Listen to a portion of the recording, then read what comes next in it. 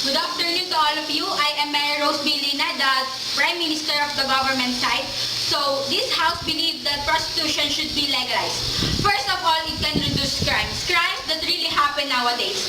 Sa pamagitan ng pag-legalize ng prostitute, hindi man natin masolusyonan ang crime, mababawasan ito ang katulad na lamang ng rape. Pag meron ng mga prostitutes, meron ng mga tao na makapagbibigay ng pangangailangan ng isang tao para hindi na sila mag-commit ng rape. Sunod, some people say that prostitution is immoral. And why it is immoral? Who gets to decide what's immoral and what's not? We are all people. We all do commit mistakes. So who are you to say that something na isang bagay na nakakatulong sa ekonomiya ng bansa, na nakakatulong sa ibang tao ay immoral? And then, this prostitution, no one is forced to be a prostitute. Kapag naging prostitute ka, iyon ay ginusto mo dahil sa Amerika, where prostitution is legalized, dito, bago ka maging prostitute o bago ka maging customer ng isang prostitute, kailangan mo munang sumailalim sa iba't ibang mga test para makasiguro na ang isang prostitute ay ligtas o ang isang customer ng isang prostitute ay ligtas. Kaya, sa pamagitan nito, kapag meron ng ganito, mas malilimitahan pa natin ang mga tao o mga babae na napo-force na maging prostitute.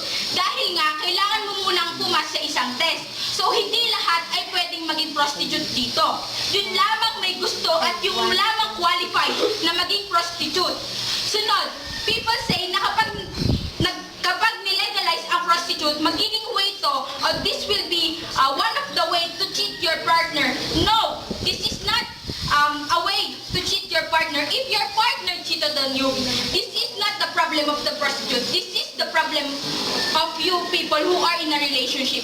Kapag ang isang tao na nasa isang relasyon ay gumawa ng kasalanan, hindi yun kasalanan ng ibang taong nakapaligid sa inyo, kundi kasalanan nyo ng nasa relasyon mismo. So kung ang isang karelasyon nyo ay umano ng prostitute, kumuha ng isang prostitute, ay hindi na yung kasalanan ng prostitute dahil kamalayan pa ng mga prostitute na nasa relasyon ka.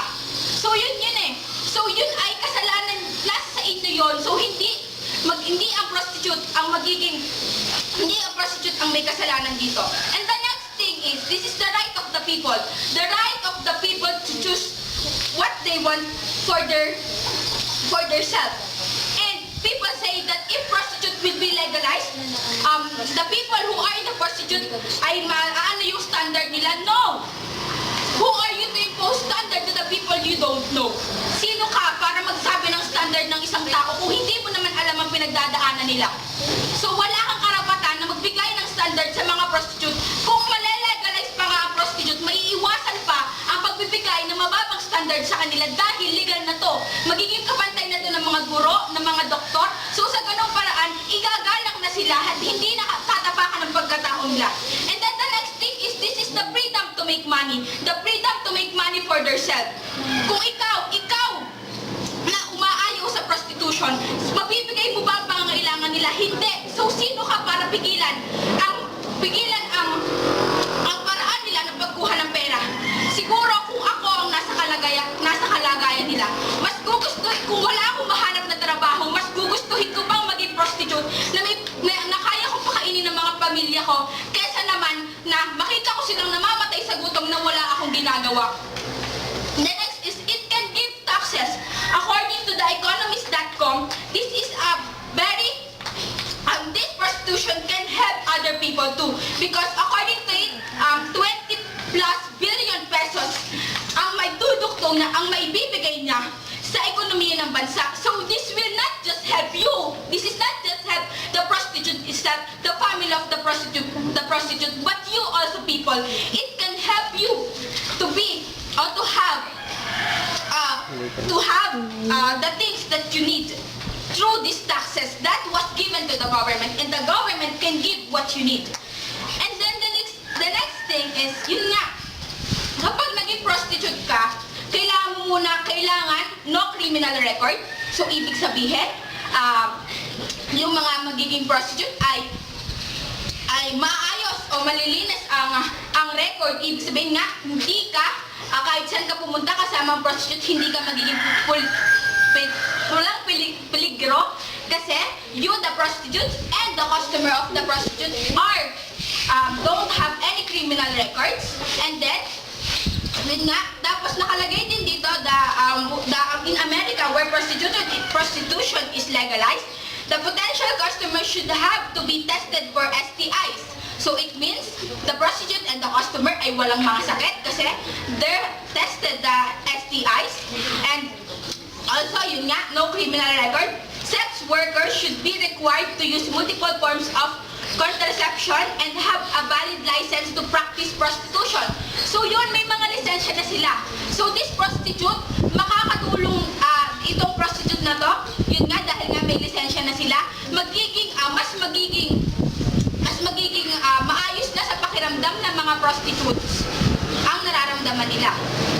So yun, this prostitution can help a lot, not just the prostitute itself, but also to us people. So why should we not legalize it? So yun, the main purpose of this prostitution is mabibigay na ang pangangailangan ng prostitutes, mabibigay pa ang pangangailangan ng pamilya ng prostitutes through the money na kinikita, and you people na dumidisagree sa legalization, pati kayo makikilabang sa magiging income o sa magiging mabibigay nito sa ekonomiya.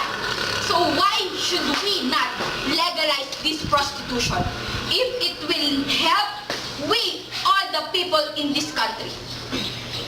So yun, so we believe that prostitution should be legalized and prostitution should be one of the profession in this country. So yun, thank you.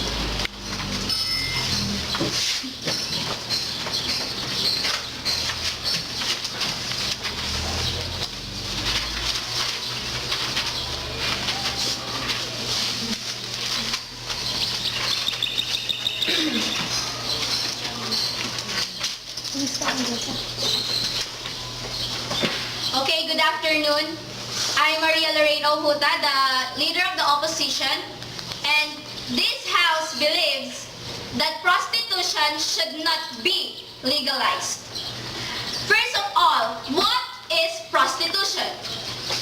Prostitution is a form of sexual exploitation and violence against women like you guys and girls is a human rights violation. It is an exploitative system that commodifies, objectifies, and dehumanizes women, men, and children who are being sold within the system. It reinforces the subordinate status of the vulnerable individuals who are more often women and children, as it serves the instant sexual gratification of more privileged clientele who are mostly male. You said, Miss Lina, a while ago, it reduces crimes. Sigurado ka ba na nakaka-reduce ng crimes ang prostitution? Because according to studies, ang legal prostitution ay nakakadagdag lang ng trafficking, ng rate ng trafficking between women and children. The next one is the economy. Mas iisipin mo pa ekonomiya ng Pilipinas, pero alam mo na meron pang ibang pagkukunan na economic rate except sa prostitution. Other thing is, ang mga babae ay hindi pino-force sa legal prostitution. They are the right to choose. You said a while ago, they have the freedom to make money. All of us, life is a matter of choice. Kung ikaw mismo, pinili mo sa sarili mo na magtapos ng pag-aaral, hindi ka papasok sa prostitution. Kung ikaw mismo, pinili mo na tapusin ang pag-aaral mo, umanap ng mas matinong trabaho kaysa sa prostitution, hindi ka magkukumit ng mistake. Worldwide, the prostitution business has a clear link to human trafficking, as I said a while ago, for sexual exploitation and to internet pornography. The United Nations Special Rapporteur on Trafficking in Persons reports that for the most part of prostitution as actually practiced in the world usually does satisfy two elements of trafficking.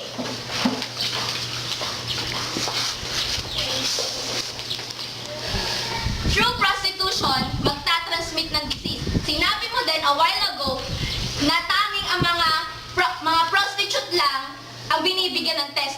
Paano naman yung ma'am?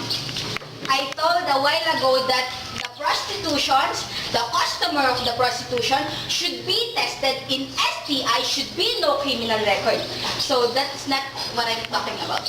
So, sabi mo, kahit ang mga customers ay tinetest with the use of condom. With the use, in legal prostitution, they use condom. Pero hindi mo masisigurado na hindi lahat ng customers ay nagamit ng condom. Men remove women's humanity. It gives men the power to turn women into a living, breathing masturbation fantasy. Women describe it as a paid rape, voluntary slavery, sexual harassment, sexual exploitation, and often worse. The payment doesn't erase what we know about sexual violence, domestic violence, and rape. Whether or not it is legal, prostitution is extremely harmful. Women has the highest rates of rape and suicide. They are physically assaulted and verbally abused. That is in a legal prostitution. Hindi mo masasabi na porque legal ang prostitution na hindi may iwasan ang physical assaulted at verbally abused sa mga babae.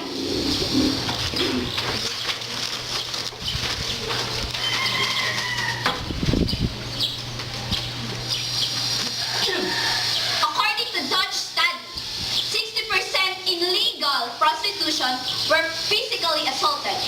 70 were threatened with physical assault, 40% had sexual violence, and 40% had been coerced into legal prostitution.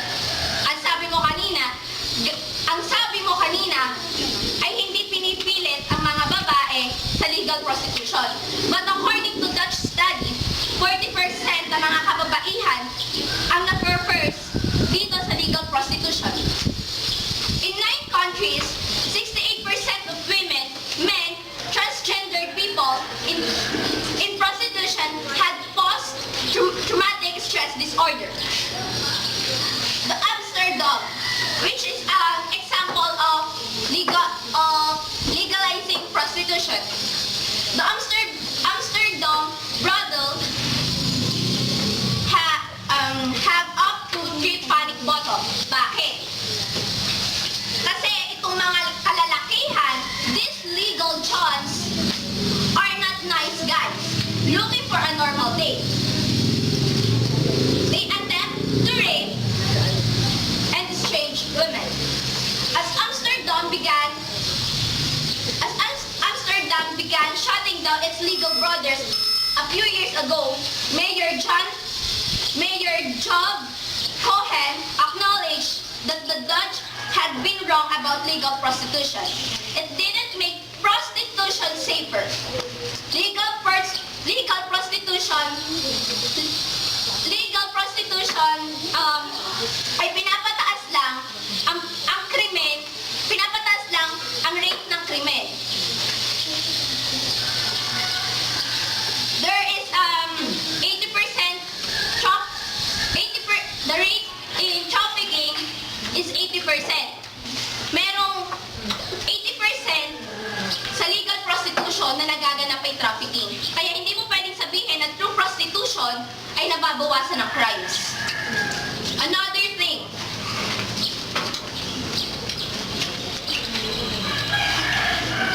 the New Zealand, they passed the law.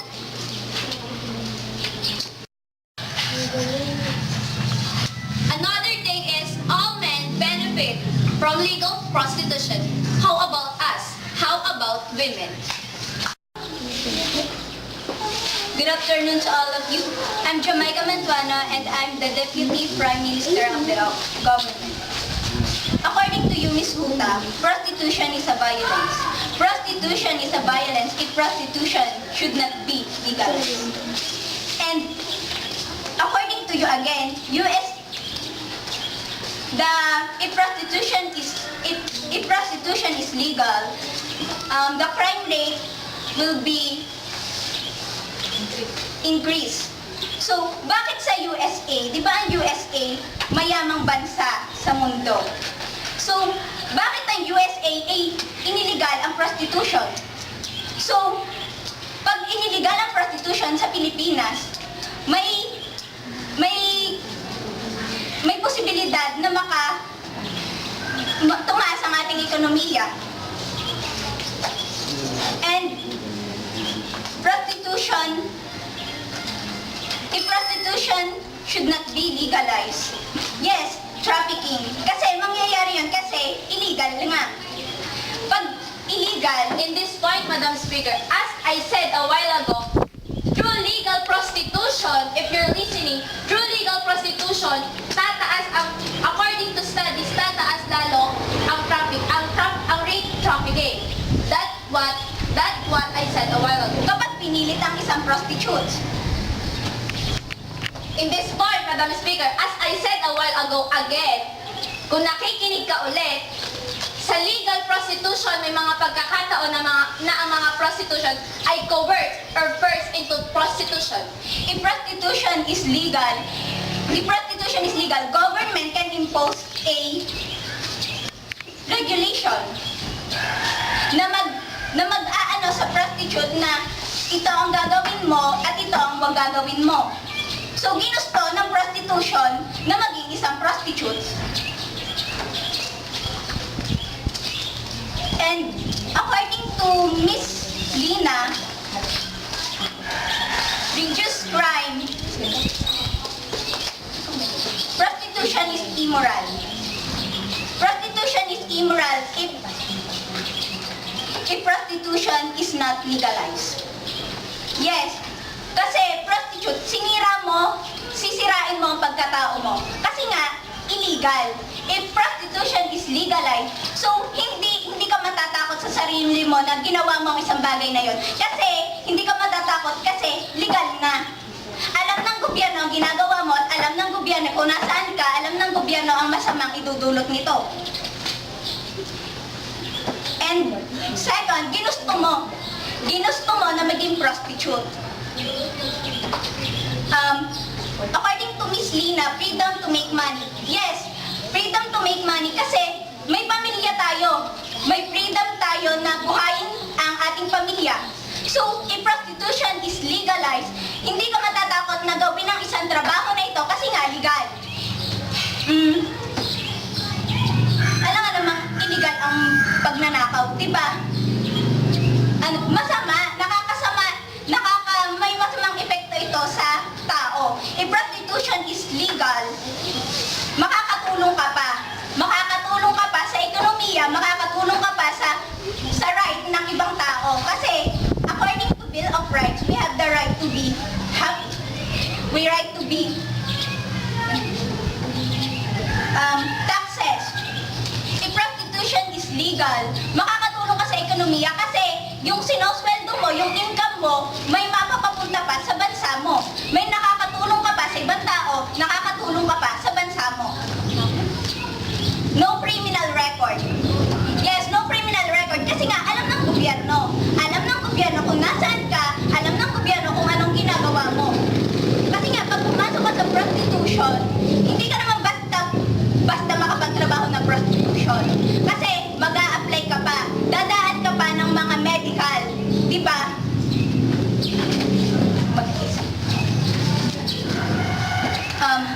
For me, prostitution should be legalized. We can make sure prostitutes are safe if prostitution is legal.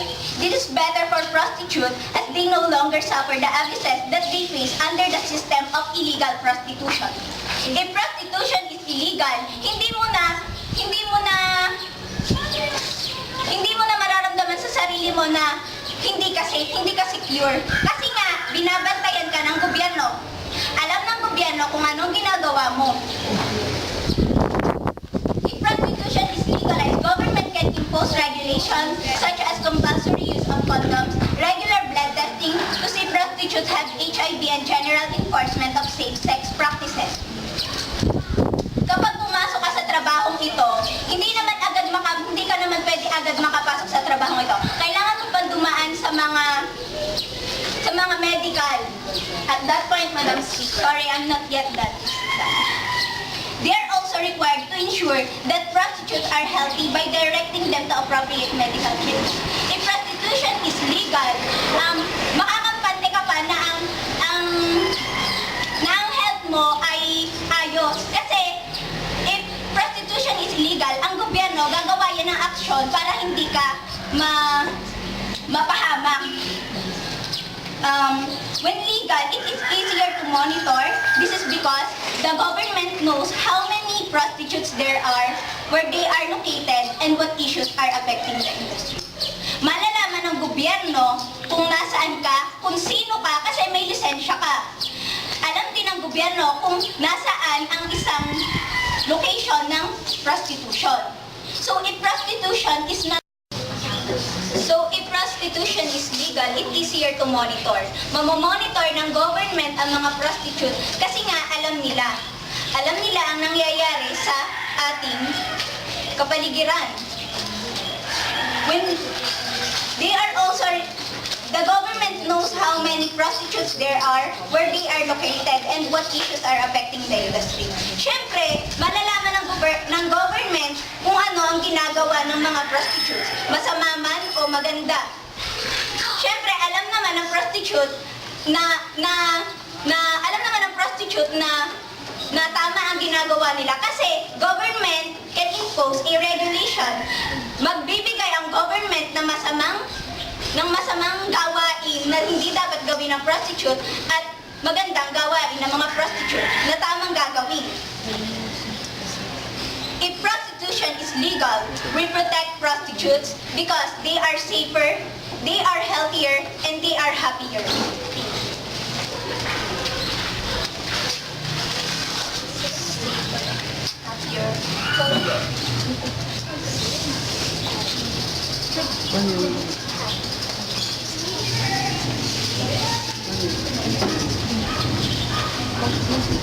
Good afternoon to all of you.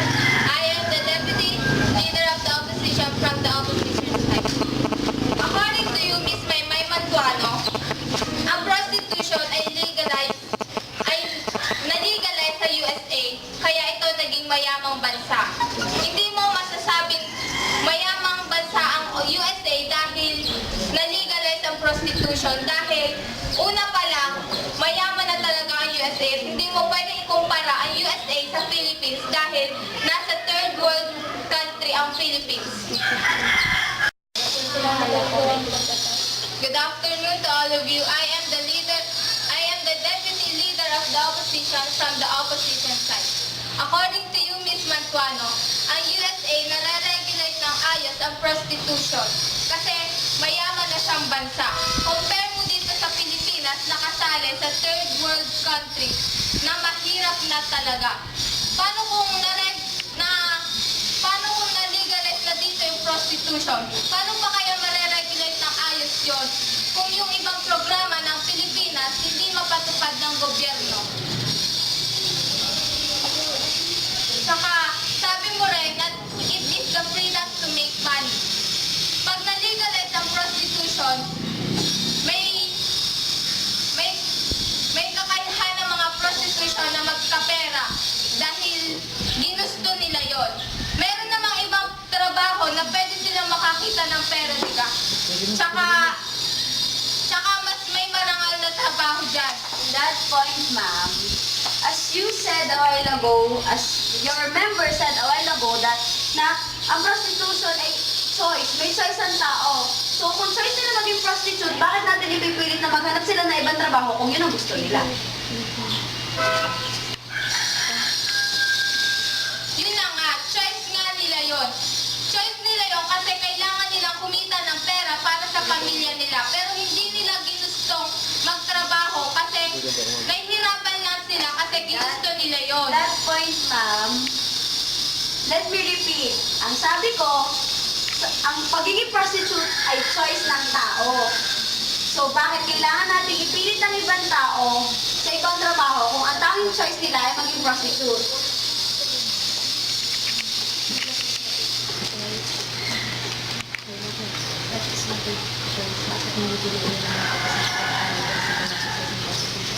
Life is a matter matter of choice. Kaya dapat pinili nilang mag-aral kaysa pumasok sa prostitution kasi may mas marangal na trabaho kaysa sa prostitution. That point, ma'am. No, sit down. I'm not yet done. Sinabi mo rin, Miss Mantuano, na safe ito. Hindi ito magiging safe kasi yung ibang lalaki, hindi mo masisiguradong gumagamit sila ng kondom. Paano kung hindi sila gumamit ng kondom? Hindi mabubuntis sila. Magiging mapariwara ang buhay nila kasi hindi nila ginustong mabuntis sa maling lalaki.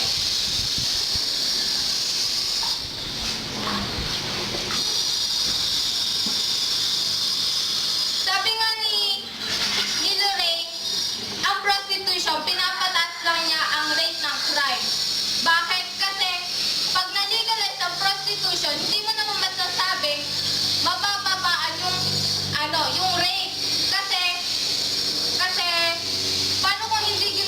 paano kung nahirapan na yung babae sa ginagawa ng lalaki? Ibig sabihin, rape na yon.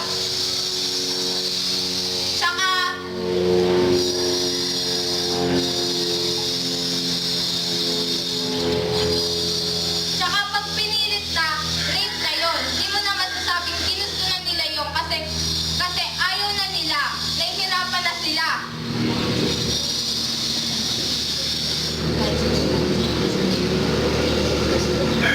Kahit sa mag-asawa may nasasabing rape kasi yung babae ayaw na niya. Yun nga. Ayaw na niya makipag-sex.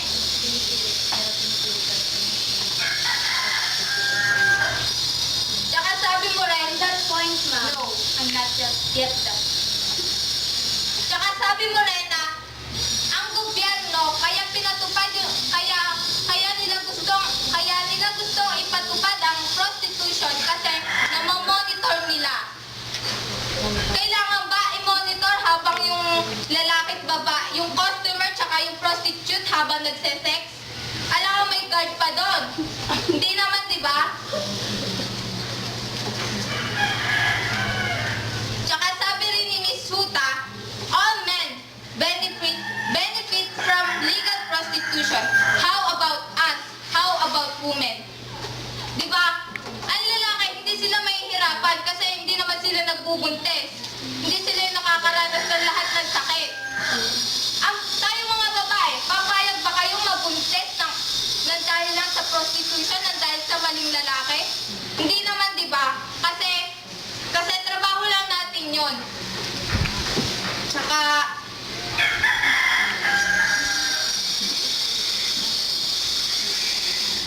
nababawasan yung dignidad ng mga babae.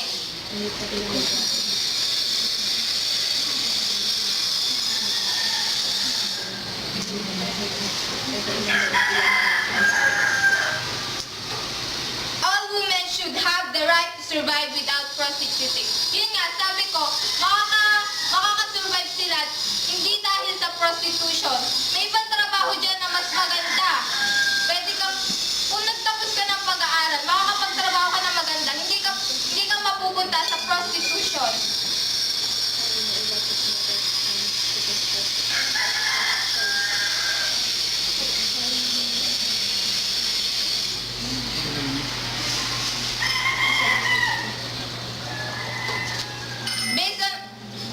Based on the research, prostitution doesn't stop the spread of diseases and the devastation of human soul. Hindi niya napipigilan yung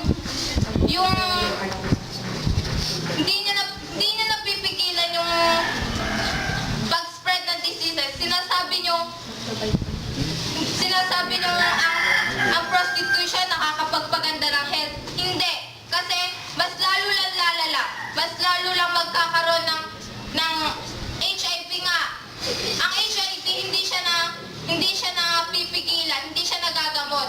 Lalo lang habang tumatagal, lalo siyang nanghihina yung nakakaranas ng sakit na to. Pag nanghina siya, hindi na siya makakahanap ng ibang trabaho. Uwali na lang kung tumigil na siya sa pagiging prostitute, hindi na siya makakahanap ng marangal na trabaho.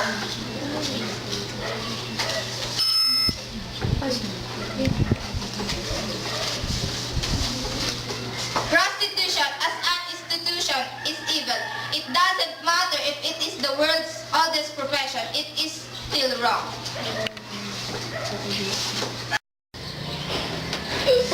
Good afternoon, everyone. I am the member of the government. As you said a while ago, prostitution is a crime. Prostitution transmits diseases. Prostitution is a rape, is a paid rape. It increases the human trafficking, and it increases the crime rate. Do you think that it will surely increase the crime rate if it would be legal? From our side, we should implement the prostitution to be legalized. Because prostitution is not a human trafficking. As long as gusto mo ang trabaho mo, as long as hindi ka pinipilit, it would be no longer a crime. You people, paano mo masasabi na pinilit ka sa isang bagay na alam mo namang ginusto mo? Diba? Walang sapilitang nagaganap sa prostitution. Prostitution is not a violence. It would be violence if it is not legal. The violence is not in the prostitution. The violence is within the act of the people if they will be forced to do the such things as sexual intercourse with others. Ginusto nilang maging prostitute. Paano kung sasabihin nyo na ang prostitution, kung sila'y nag-iisip, kung sila'y matino, kung sila'y nag-aral ng matino, siguro hindi sila magiging prostitute. Paano nyo nasabi? Eh kung sa Amerika nga, ang Amerika mayamang bansa. Sa Amerika, pag nag-aral ka, babayaran ka pa. Eh dito sa Pilipinas, hindi ka na nga binabayaran. Naghihirap ka pa. Hindi ka na nga binabayaran, pero nasa iyo pa rin yung choice mo kung paano mo i-handle ang pagpasok mo. Kung yun nga mga nakataas ng magagandang trabaho kagaya ng artista, nakikipag-sex sa ibang artista, hindi lang sa iisang lalaki. Ginusto nila yon.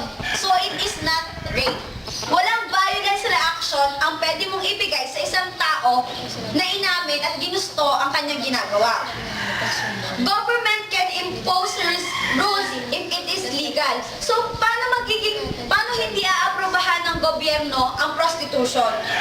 Kung sila mismo ay makikinabang, hindi lang isang tao ang makikinabang sa prostitution, hindi lang customer, hindi lang the prostitute itself ang pwedeng makinabang kapag naging legal ang prostitution. Taxes. Ang taxes na ibibigay ng prostitution ay papasok sa ekonomiya ng bansa na pwedeng gamitin sa ibang tao, hindi lang sa iisang tao. I think it should be legal because it would help reduce rapes, human trafficking, and murders. It is also a way for some people who don't have jobs to get one. People have the right to do whatever they want within their bodies. Who are we to tell others what to do? If you're not afraid your spouse would cheat on you, then it's your problem. Why blame the prostitutions? Kamalayan ba ng isang prostitute na may asawa kang tao at papatol ka sa kanya? Hindi yun krimen. It is your choice to go on and pay the prostitute just to satisfy yourself. And let me remind you people, prostitution is not about women. It is about boys too. Dahil hindi naman lahat ng prostitute sa Pilipinas ay babae lamang.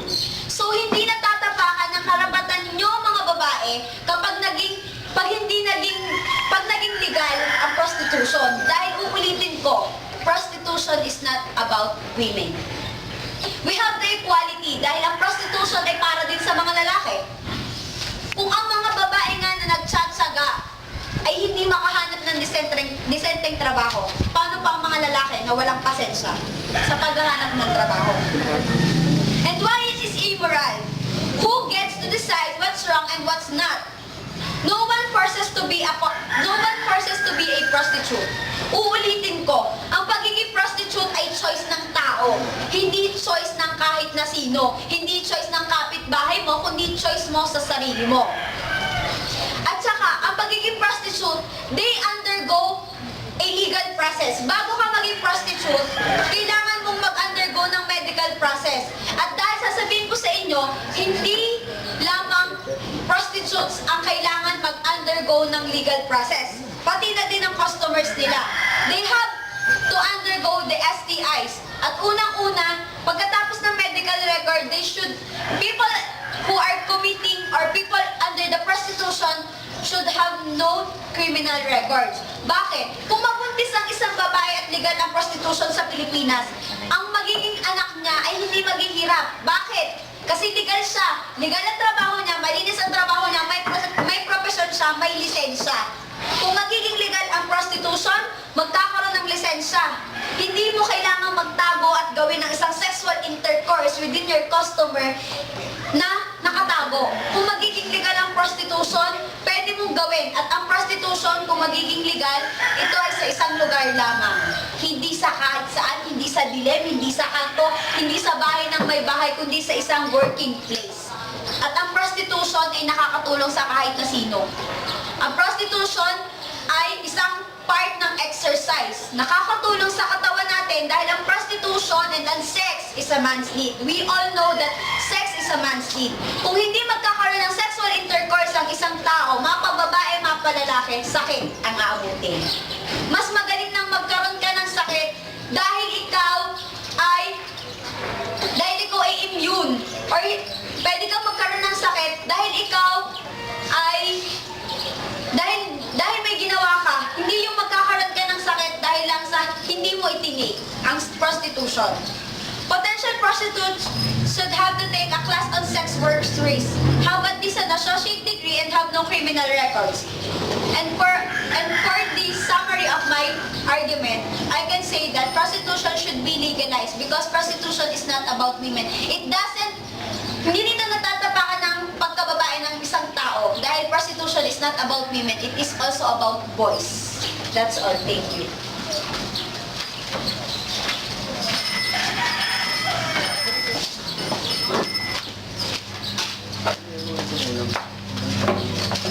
So good afternoon. I am the member of the opposition side. So according to Lorraine, our leader of the opposition, prostitution is a sexual exploitation and is a violation of the human rights. And according also to Dworkin, she defined the prostitution as the prostitution is not the idea. It is the mouth, the vagina, the rectum, usually penetrated by a penis, sometimes the hands, sometimes objects by one man, then another man, and that's it. That is how the prostitution works. So, in Tagalog, kababuyan ang prostitution. So, sa human trafficking. So, according to research, after the prostitution was legalized in Netherlands, it is estimated that between 1996 and 2001, the number of children in prostitution increased by over 300%, going from 4,000 to 15,000, and that 500 of these children were trafficked from At that point, ma'am, as you said, magiging kababuyan. Bakit magiging kababuyan ng isang prostitution kung ito'y legal? Hindi magiging kababuyan ng prostitution kung ito'y legal dahil ito'y ginusto mo at dahil ikaw ay nasa lugar.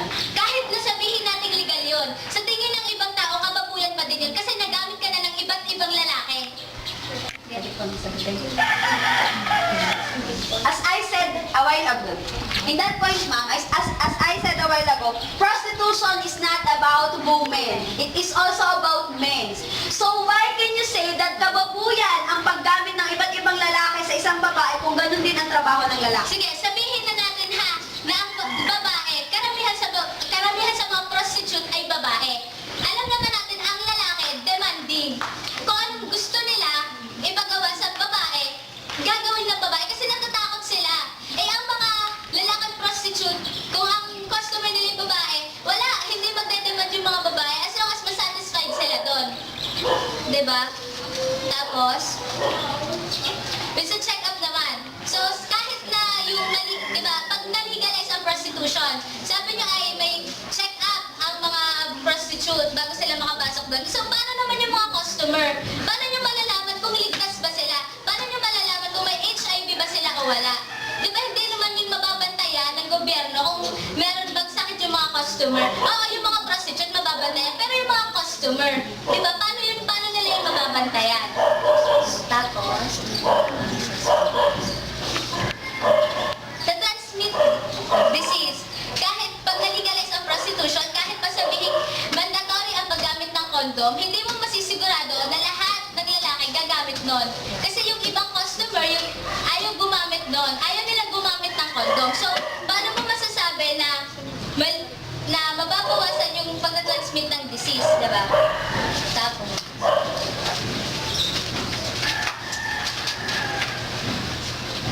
according to research, not a single prostituted person can control any transaction in prostitution. The person must do what the buyer wants to do. Research across the world shows that most women in prostitution report being subjected to acts that include burns with cigarettes, slashes with blades, being tied to bedposts, bodily mutilated, gang rape, sadism, and various forms of sadomasochism. So ito na yung sinasabi na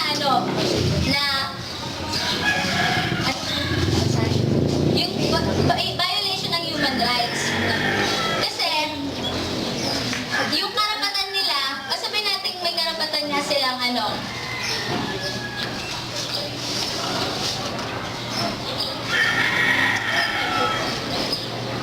sabihin na natin na legal na ngayon, kahit pa may regulation na bawal silang saktan, kahit pwede silang magsumbong, hindi mo masasabi yun kasi pwede silang takutin ng customer. Pwedeng sabihin na papatayin sila once na magsumbong. So, hindi naman natin yung mapipigilan. There's most study across the That point, ma'am. Kaya nga, that's why we have rules. Na pag naging legal ang prostitution, may rules tayo. May rules tayong sinusunod at sino mang lumabag sa batas, pag naging legal ang prostitution ay may parusa. Kahit pa sabihin may threat, di yan. Kahit takutin ka niyan, kung sino man ang customer mo, may karapatan ka. Sagot ka ng gobyerno dahil ikaw ay government employee. According to Lorraine, Dutch study, 60% in legal prostitution were physically assaulted. 70% were threatened with physical assault, 40% of sexual violence, and 40% had been... In that case, ma'am, Wait, I'm not yet listening. And 40% had been forced into legal prostitution. So yun nga, kahit pa siya i-legalize, hindi mo ba iiwasan yung pananakit? Yung pananakit sa mga customers. At isa pa, ang prostitution ay child abuse. Bakit? Because according to Republic Act 9208, child, in the section 3 definition of terms, child refers to a person below 18 years of age or one who is over 18 but is unable to take care or protect him or herself. So, yung mga prostitute na yon, sa tingin niyo ba papasok sila sa trabahong yon kung kaya nilang suportahan o alagaan yung sarili nila? Di ba hindi? So, therefore, may consider pa rin silang child. So, prostitution is child abuse.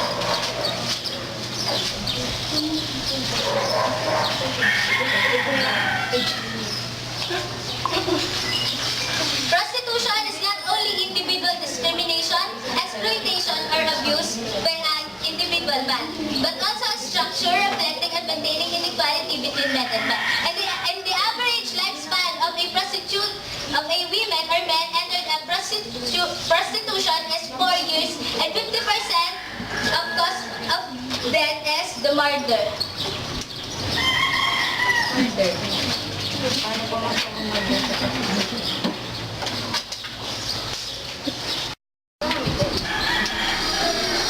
Good afternoon. I am the government whip of the government side.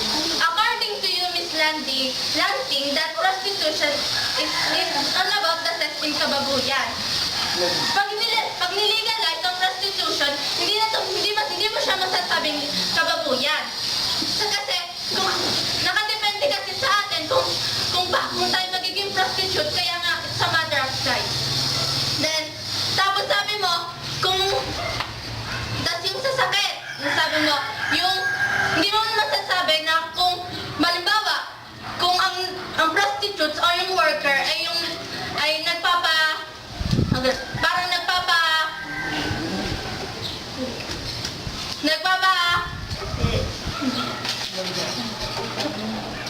nagpapa-check up.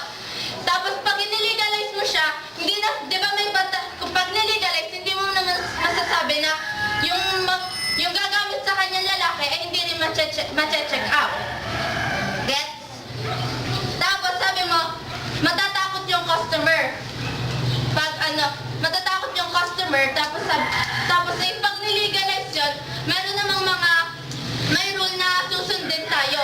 Pwedeng silang kasuhan na nilabag nila yung inaano ng government. age limit. Di ba? Pag child abuse, age limit. Pag inilegalize yung prostitution, example, 18 years old. 18 years old lang ang... At this point, Madam Speaker, as I said a while ago, according to Republic Act 9208, the Section 3 definition of terms, child refers to a person below 18 years of age or one who is over 18 but is unable to fully take care or protect him or herself. That's what I have said.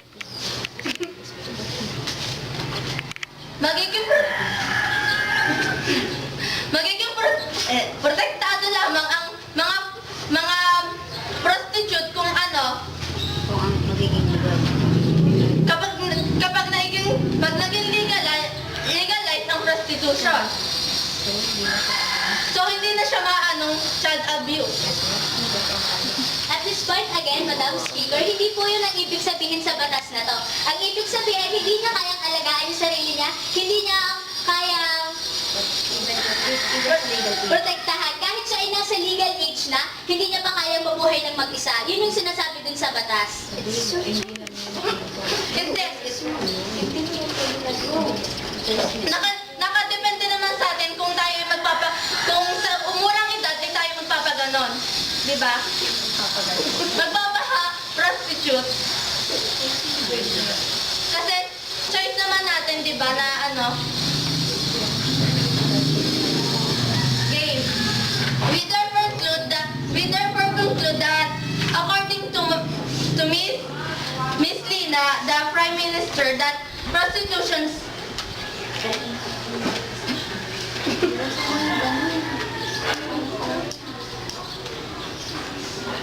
reduce violence and sex crimes. Yun nga, pag niligal yung prostitution, marireduce na yung mga krimen. Kasi hindi naman natin masasabi na krimen yung prostitution kasi ginusto naman nila yon at yun lang naman talaga, kung yun lang talaga ang makakatulong sa kanila, lalo na nga sa kahirapan. Then, prostitution sa immoral. So, doon sa, hindi naman natin masasabi na ang pagiging prostitute ay ang pagiging prostitute ay hindi makakatulong sa atin. Sa example is yun nga sa prostitute, doon sa taxation, di ba sabi nga, ang pagiging prostitute, ito ay nakakatulong, hindi lang ito nakakatulong sa mga workers, ito ay nakakatulong din sa ating ekonomiya. Tulad nga ng mga tax. Tayo rin naman yung nakikinabang dun sa mga mapupunta muna sa gobyerno, tapos tayo rin naman yung makakatulong. Ay, makakapunta rin sa atin yung mga tax na Then, tapos ay wala naman tayong karapatan para husgahan natin yung mga tao na kanilang pagiging prostitute, di ba? Di ba nakadepende nga sa atin, di ba sabi, meron tayong karapatan kung anong gusto natin gawin sa ating sarili. May kanya-kanya tayong pag-iisip para kung anong gusto natin, di ba? Then, according to the Deputy of the Prime Minister in the government side, that we can make sure prostitutes are safe if prostitute is illegal. Yun, pag naging legal na ang prostitution, magiging safe yung mga nagiging prostitute. And then, this is a better for prostitutes as they no longer suffer the abuses that face under a system of illegal prostitution. So yun nga, hindi na sila maaabuso dun sa kanilang ginagawa. Pag naging legalized yun, may karapatan na silang gawin yon.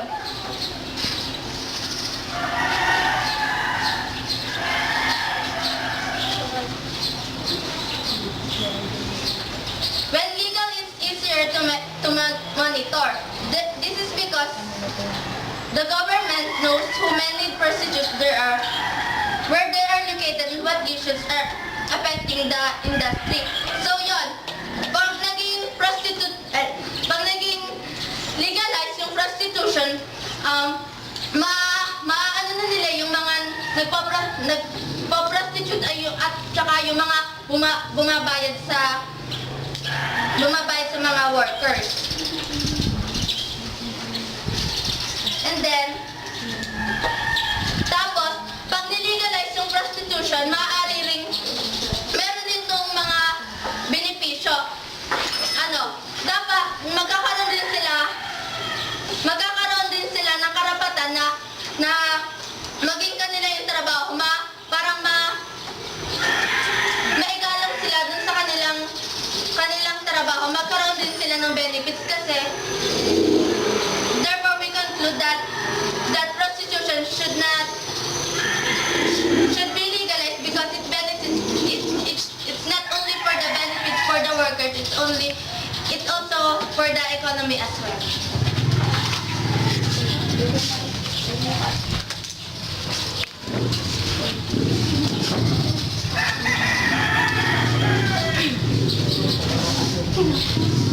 Good afternoon to all of you. I am Marichani Mayuga and I am the opposition. As I can say, and as we can say, as you always say, the government side, legalization of prostitution is always a choice. It is not always a choice. I'll tell you one example. The young woman sold by her parents at 16 years into a Nevada legal brother. 10 years later, she took 6 psychiatric drugs that drunk so she could make it through the day selling sex. That's not a choice. Ibig sabihin, may isang magulang na ipinagbenta yung anak. Hindi choice nung ibig sabihin nyo, choice ng isang tao ang maging prostitute.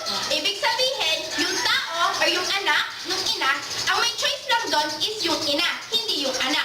Napilitan lang siya kasi yung ina niya, kasi yung anak niya. That point, ma'am, according to you, pinagbenta nung ina yung anak. So kung may legal na prostitution, hindi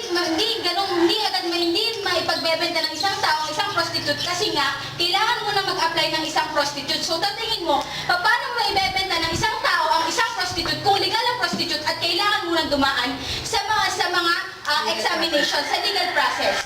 Pero Madam Prime Minister of the government, hindi pa legal ang prostitution. Kaya masasabi na ito ay isang violence. That point, ma'am, that's why we're having a debate. We are arguing if prostitution should be legalized or not. And that's the point.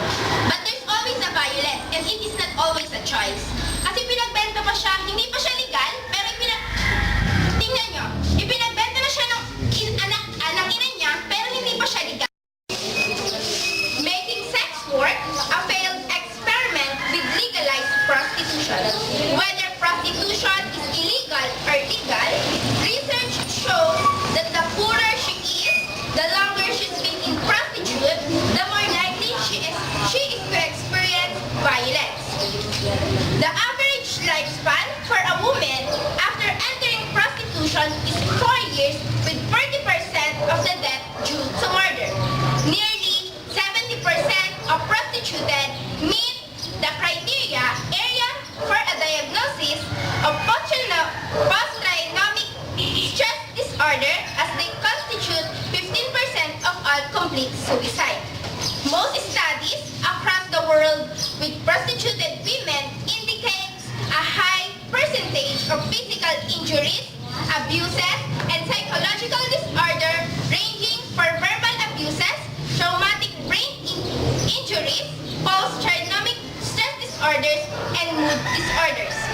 Most study also shows that prostituted women did not choose prostitution among a range of an options such as medicine, law, teaching, nurse, or politics. Their option were in the realm of survival for themselves and for their children. It is also cruel lie to suggest that legalization will protect anyone in prostitution.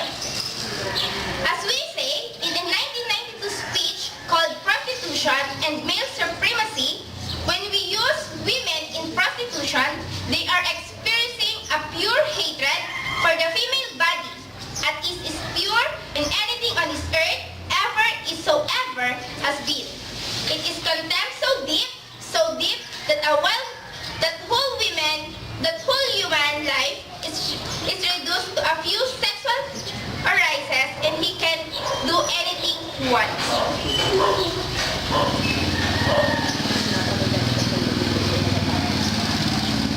As I ask you to think about your own bodies, if you can go outside the world that the pornographers have created in your mind, the flat, the dead, floating mouths, the vaginas and anuses of women, I ask you to think concentrately about your own bodies used that way.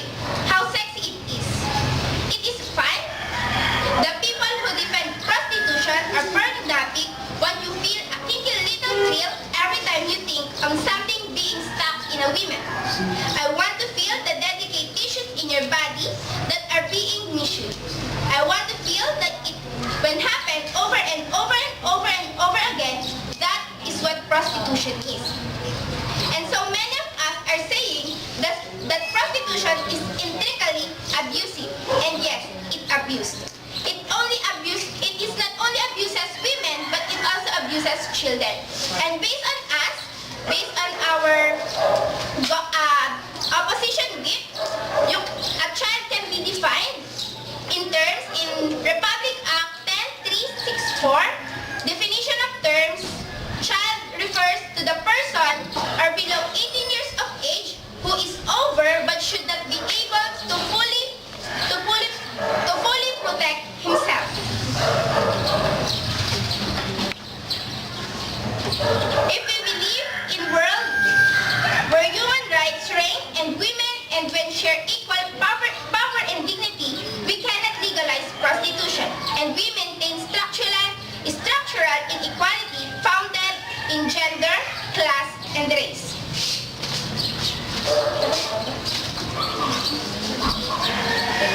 Prostitution is not only individual discrimination, exploitation, or abuse by individual men, but also a structure of reflecting and maintaining inequality for both men and women. Legalization gives approval to violence, control, and devaluation. The danger cannot be removed in prostitution because the act of prostitution is the heart.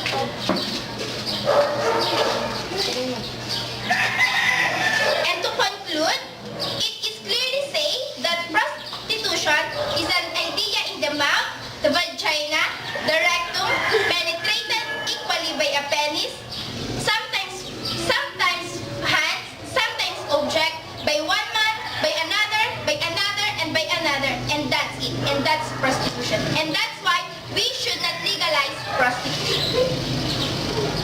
That's all. Thank you. Making sex work a failed experiment with legalized prostitution. Whether prostitution is legal or illegal, research shows that the poorer